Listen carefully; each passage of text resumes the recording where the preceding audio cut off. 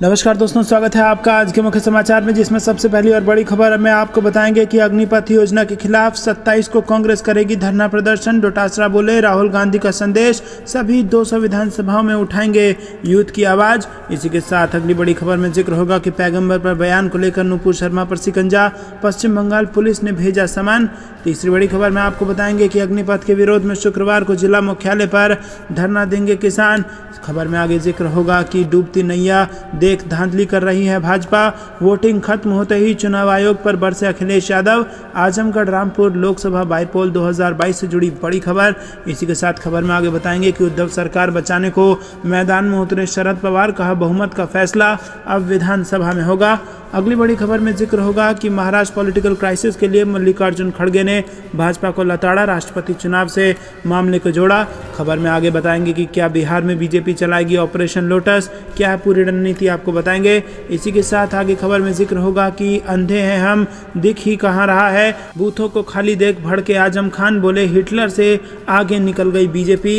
इसी के साथ खबर में आगे जिक्र होगा कि एकनाथ शिंदे गुट में फूट, नितिन देशमुख और कैलाश पाटिल ने लगाया अपहरण का आरोप। और इसी के साथ खबर में आगे बताएंगे कि सीएम ममता बनर्जी ने महाराष्ट्र पॉलिटिकल क्राइसिस में कहा कि महाराष्ट्र के बागी विधायकों को बंगाल भेज दे, हम अच्छी खातिरदारी करेंगे। और इसी के साथ आगे खबर में जिक्र होगा कि बिहार की उच्च शिक्षा पर सवाल उठाकर फंस गई भाजपा, जेडीयू ने पूछ लिया राज्य सरकार की क्या है भूमिका। तो दोस्तों, इन तमाम खबरों की गहराई में आपको ले जाएंगे, लेकिन उससे पहले आपसे विनम्र निवेदन कि आप इस वीडियो को लाइक करके अपना समर्थन दर्ज कराइए, और अगर चैनल पर नए हैं तो लाल बटन को दबा के चैनल को सब्सक्राइब करके घंटी बजाकर कमेंट में लिखिए जय हिंद। दोस्तों, रुक करते हैं सबसे पहली और बड़ी खबर की तरफ।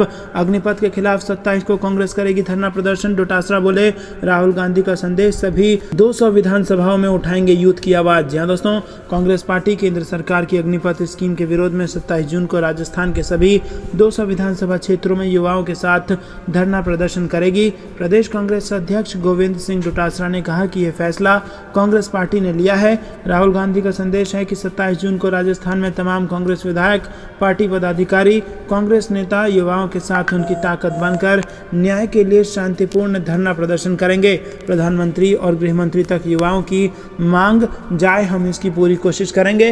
रुक करते हैं अगली बड़ी खबर की तरफ। पैगंबर पर बयान को लेकर नुपुर शर्मा पर शिकंजा, पश्चिम बंगाल पुलिस ने भेजा समन। जी हां दोस्तों, पैगंबर मोहम्मद के खिलाफ विवादास्पद टिप्पणी करने के मामले में कोलकाता पुलिस ने भाजपा की निलंबित प्रवक्ता नुपुर शर्मा को समन भेजा है।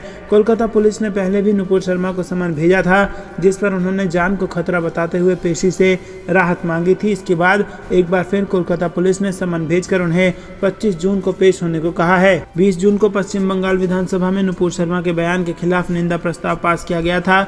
नुपुर शर्मा के खिलाफ पश्चिम बंगाल और महाराष्ट्र के अलावा कुछ अन्य राज्यों में भी केस दर्ज किया गया था। पिछले दिनों मुंबई पुलिस की एक टीम नुपुर शर्मा को हिरासत में लेने के लिए दिल्ली पहुंची थी, लेकिन पूर्व भाजपा नेता के बारे में कोई जानकारी नहीं मिल पाई थी।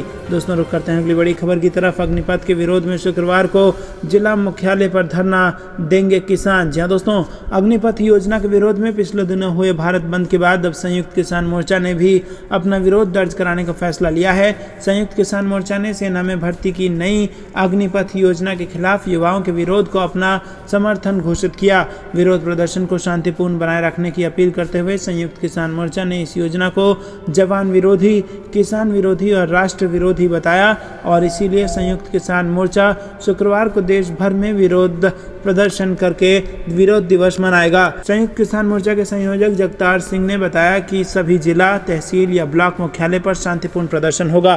दोस्तों, रुक करते हैं अगली बड़ी खबर की तरफ। डूबती नैया देख धांधली कर रही भाजपा, वोटिंग खत्म होते ही चुनाव आयोग पर बरसे अखिलेश यादव। जी हां दोस्तों, आपको बता दें कि उत्तर प्रदेश के रामपुर और आजमगढ़ लोकसभा सीट पर उपचुनाव की वोटिंग खत्म हो चुकी है, और इस दौरान समाजवादी पार्टी की ओर से प्रशासन और सरकार पर लगातार हमला जारी है। आजमगढ़ रामपुर उपचुनाव को लेकर सपा मुखिया अखिलेश यादव ने बीजेपी पर निशाना साधा। सपा सुप्रीमो अखिलेश यादव ने कहा कि भाजपा सरकार ने आजमगढ़ और रामपुर के लोकसभा उपचुनावों में सत्ता का दुरुपयोग करने में कोई कसर नहीं छोड़ी।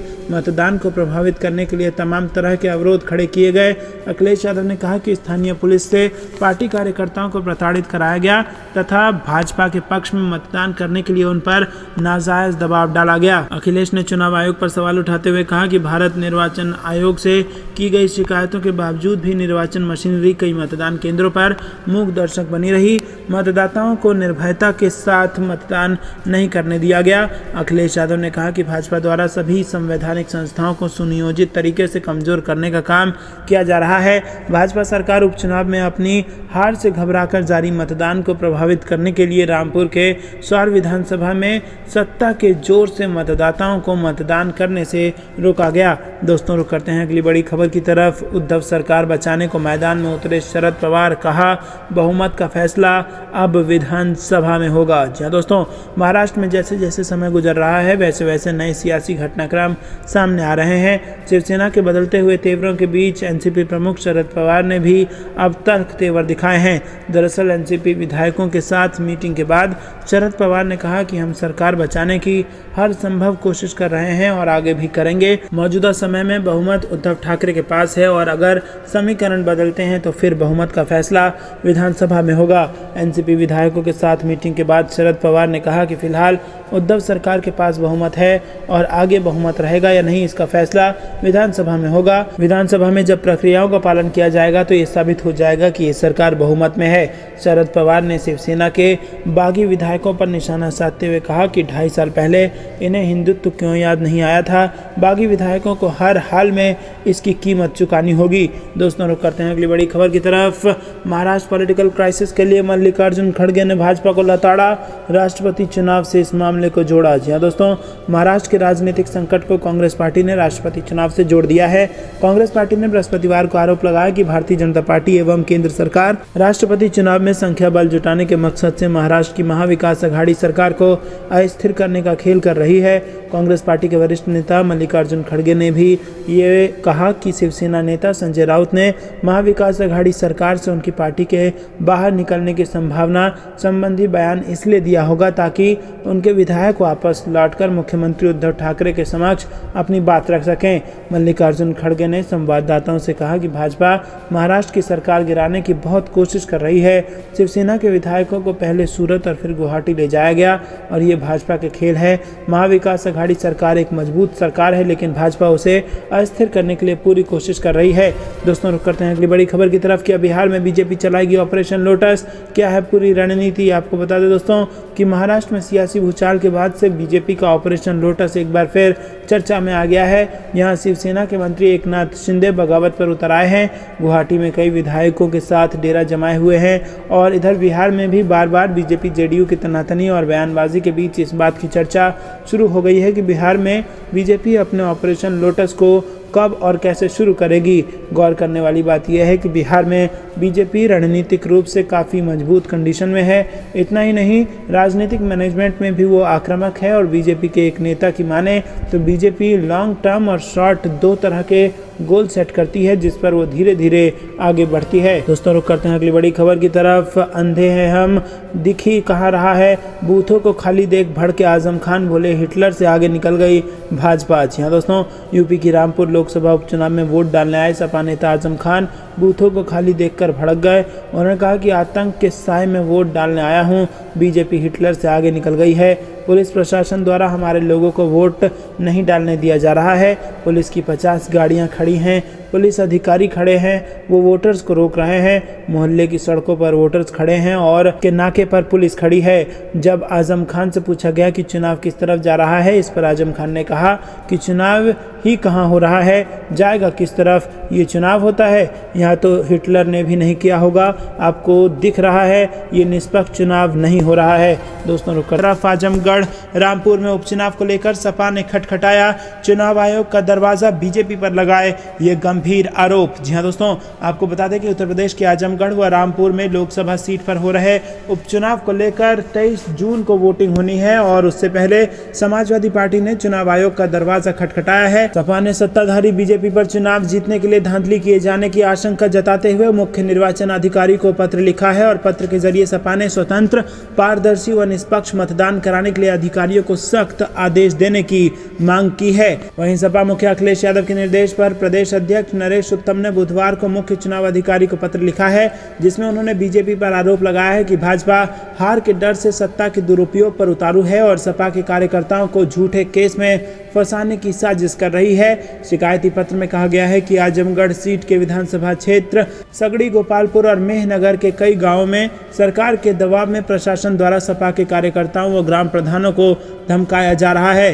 दोस्तों, रुक करते हैं अगली बड़ी खबर की तरफ। अग्निपथ के खिलाफ कांग्रेस ने फूका बिगुल, 27 जून को देश भर में करेगी सत्याग्रह। जी हां दोस्तों, कांग्रेस की मोदी सरकार की अग्निपथ योजना पर देश भर में सड़कों पर युवाओं और विपक्ष के प्रदर्शन के बीच कांग्रेस ने योजना के खिलाफ 27 जून को जिला स्तर पर सत्याग्रह पर बैठने का ऐलान कर दिया है। कांग्रेस का प्रयास है कि ऐसा कर सरकार पर दबाव बनेगा और वो इस योजना को वापस लेगी। कांग्रेस नेताओं ने बताया कि अग्निपथ के खिलाफ हमारी लड़ाई जारी रहेगी और इसी कड़ी में हमारे सभी विधायक, सांसद और अन्य नेताओं के नेतृत्व में पार्टी कार्यकर्ता 27 जून को अपने अपने राज्य के सभी विधानसभा क्षेत्र में सुबह 10 बजे से दोपहर 1 बजे शांतिपूर्ण सत्याग्रह पर बैठेंगे। इससे पहले कांग्रेस के पूर्व अध्यक्ष राहुल गांधी ने कांग्रेस मुख्यालय में पार्टी के सभी नेताओं के साथ मुलाकात की और उन्होंने इस योजना पर सरकार को आगाह किया कि चीन की सेना हिंदुस्तान की धरती पर बैठी है। चीन की सेना ने हमारी जमीन हमसे छीन ली है। ये सच्चाई है जो सरकार ने भी माना है और सेना को मजबूत करना चाहिए, लेकिन सरकार सेना को कमजोर कर रही है। जब युद्ध होगा तब इसका नतीजा आएगा। उन्होंने कहा कि सब याद रखो जो मैं बोल रहा हूं, देश का नुकसान होगा और ये लोग खुद को देशभक्त कहते हैं। राहुल गांधी ने कहा कि ईडी का छोटा मामला है, सबसे जरूरी ये बात है कि हमारे युवा देशभक्ति का चिन्ह है और सुबह 4 बजे दौड़ते हैं। इनके भविष्य की रक्षा करना हमारा काम है। कांग्रेस ने कहा था कि किसानों के बिल वापस लेने पड़ेंगे, बाद में इन्होंने ले लिया। अब कांग्रेस कह रही है कि अग्निपथ योजना को वापस लेना पड़ेगा। देश का हर युवा हमारे साथ खड़ा मिलेगा, क्योंकि देश का युवा जानता है कि सच्ची देशभक्ति सेना को मजबूत करने में होती है, कमजोर करके नहीं होती। सेना के साथ जो मोदी जी ने किया है इसको हम रद्द कराएंगे। दोस्तों, रुक करते हैं अगली बड़ी खबर की तरफ। देश की राजनीति के लिए होगा ऐतिहासिक चुनाव, 2 विचारधाराओं के बीच है लड़ाई, यशवंत सिन्हा का बयान। जी हां दोस्तों, राष्ट्रपति चुनाव को लेकर बड़ी खबर। राष्ट्रपति चुनाव 2022 संयुक्त विपक्षी दल के उम्मीदवार यशवंत सिन्हा ने कहा कि राष्ट्रपति देश के संविधान का कस्टोडियन होता है। राष्ट्रपति चुनाव में 2 विचारधाराओं के बीच की लड़ाई है। एक विचारधारा के नेता संविधान का गला घोटने पर तुले हैं। उनका मानना है कि भारत के राष्ट्रपति को अपने दिमाग से काम नहीं करना चाहिए। सरकार की बोली को पूरा करने के लिए केवल रबर स्टैंप के रूप में काम करना चाहिए। इससे संवैधानिक मूल्यों की रक्षा नहीं हो पा रही है। इस बार राष्ट्रपति का चुनाव भारत की राजनीति के लिए काफी ऐतिहासिक होगा। विपक्षी दल एकजुट होकर चुनावी प्रक्रिया से संविधान, संसदीय लोकतंत्र, बाबा साहेब भीमराव अंबेडकर के सिद्धांतों को बचाएंगे। वहीं विपक्षी एकता यही नहीं रुकेगी। वर्ष 2024 के संसदीय चुनाव में भी भाजपा और उसके विचारधारा का डटकर मुकाबला होगा। दोस्तों, आपको बता दें कि यशवंत सिन्हा विपक्ष का साझा चेहरा है और अगर स्थिति ठीक रही और समीकरण ठीक बैठे तो यशवंत सिन्हा हो सकते हैं यहां पर देश के अगले राष्ट्रपति। दोस्तों, रुक करते हैं अगली बड़ी खबर की तरफ। गुवाहाटी के होटल में ठहरे हैं शिवसेना के बागी विधायक। टीएमसी कार्यकर्ताओं ने पहुंचकर किया प्रदर्शन। गुवाहाटी के जिस होटल में शिवसेना के बागी विधायक ठहरे हुए हैं उसके बाहर तृणमूल कांग्रेस ने सुबह जमकर विरोध प्रदर्शन किया है। महाराष्ट्र में चल रहे सियासी घमासान के बीच शिवसेना से बागी हुए एकनाथ शिंदे गुट ने अपने पास 48 विधायकों के समर्थन का दावा किया है। वहीं गुवाहाटी में फिलहाल शिवसेना के 41 विधायक मौजूद हैं। दूसरी तरफ गुवाहाटी के जिस होटल में शिवसेना के बागी विधायक ठहरे हुए हैं उसके बाहर तृणमूल कांग्रेस ने सुबह जमकर विरोध प्रदर्शन किया। विरोध का नेतृत्व तृणमूल कांग्रेस के असम प्रमुख रिपुन बोरा ने वो कर रहे हैं और वहीं विरोध के बीच बड़ी संख्या में पुलिसकर्मियों और सुरक्षा कर्मियों ने प्रदर्शनकारियों को काबू में रखने की कोशिश की।